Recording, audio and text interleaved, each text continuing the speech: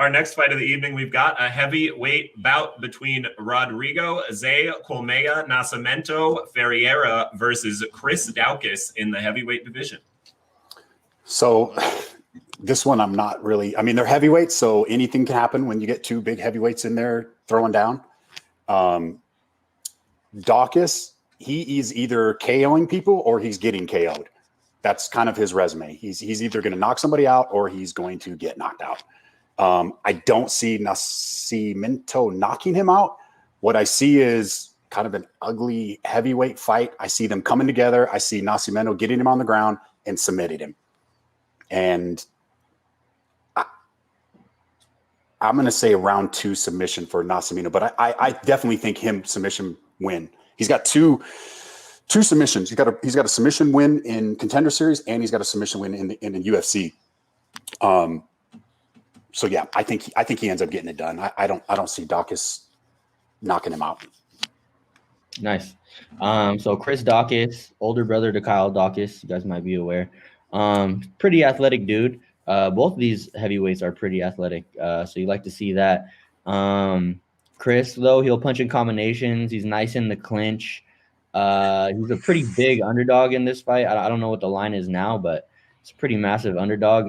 Allegedly, he's a Brazilian Jiu-Jitsu black belt. Haven't really seen any of his fights really go there, so haven't seen it really implemented in MMA yet. But he's going against a submission specialist. This dude trains at American Top Team in Rodrigo Nascimento. He's got nice pressure, good low kicks, good body kicks, good front kicks, nice kicks all the way around. He likes to throw the straight right hand, clinches against the cage, and uses trips to get the fight to the ground. And that's where I see the fight ending as well. I think like I said, he's a submission specialist. If he gets it to the ground, I think he'll finish it either ground and pound or via submission, probably via submission. And I'm going to go in the first round because I don't want to bite your second round submission. But yeah, I got him winning via submission as well, Rodrigo Nascimento. But like I said, there's a lot of live dogs on this card, man. Just because, for sure. Just because I think that he's going to win, I wouldn't mind sprinkling a little bit on Daukas, just saying he's going to win. Just like Joaquin Buckley, man, he's got a shot in here, and I don't mind that at all. A little hedge bet on Chris Daukas. I'm going to take Chris Daukas with a first-round knockout. How about that? How about it? I think we all know where that decision's coming from. He's a big dude. He's a big dude. He's huge. Yeah. He's ginormous, and I think he actually moves pretty well for how big he is. Yeah.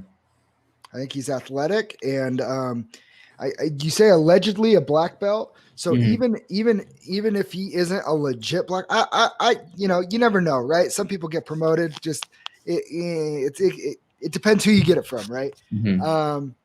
But I mean, he's Brazilian, so his opponent's Brazilian, so I'm probably gonna have the jiu-jitsu advantage. But he's a giant human being. Those big, strong guys too. A lot of those submissions don't work on them. Like it's a different animal to be a submission guy at the heavyweight division. I think he's a favorite for a reason. He's 8-0, but I will take Chris Daukas. And the odds are that it does stay inside the first round. And I think it could be quick. And I think somebody is going to go down. And I think it's going to be an early knockout for my boy Chris Daukas. So I'm also on the Ferreira via round 2 submission train. Here's the thing. Daukas is huge. He's a big dude. He throws with power. He doesn't have more than a round and a half probably to be able to do much of anything. He's losing the fight if it goes over a round and a half.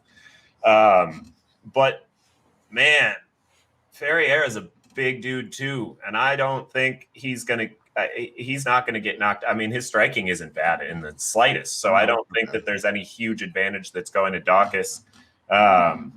Daukas, I've said this before about fighters, and I think it's kind of a funny observation. Daukas fights like a cop. Dude, Daukas, he seems like a dude that goes to the gym and trains with other, you see in the movies, the cops are always going to the boxing gym and stuff. I feel like that's kind of how Chris Daukas fights, like how you see in a movie that takes place in Boston or something. That's how they're fighting in the gyms, and I like it, but I don't think it's going to be. I didn't see a path to victory against Ferreira. He's a really good, really big submission specialist. There's some submissions where I see, like, if I see a dude has 7 submission victories, but they're all rear naked chokes, I'm less likely to say, like, okay, well, this dude's a submission specialist, and more likely to say, like, okay, this dude's probably really strong and manages to get his opponent down to the mat, but he's taking their back and he's throwing the arm around. I mean, this guy's got arm triangle chokes, Kimura chokes, armbar submissions, triangle submissions, rear naked chokes. I mean, for a dude that big, he moves around really well on the ground to get into those positions, to get all those different chokes. So I think he's going to, as soon as they get into the gas tank of Daukas and he's not able to be a buzz saw that you can't get close to, I think Ferreira gets in there and gets a submission in. So from some position, he'll get something and he'll get a neck and he'll be done with the fight there. Nice.